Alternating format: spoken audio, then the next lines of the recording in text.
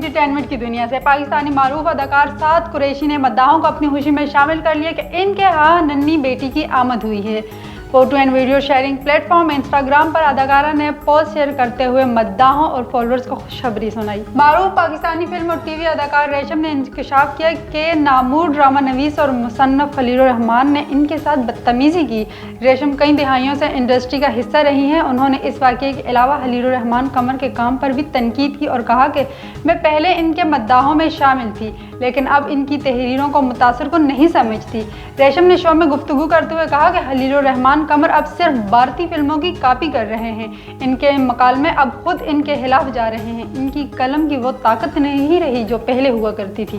पाकिस्तानी मारूफ अदाकारा मीरा ने इंकशाफ किया कि भारत में मुझे वर्ल्ड स्टार अदाकार माधुरी दीक्षित और ऐश्वर्या राय से तशबीह दी गई।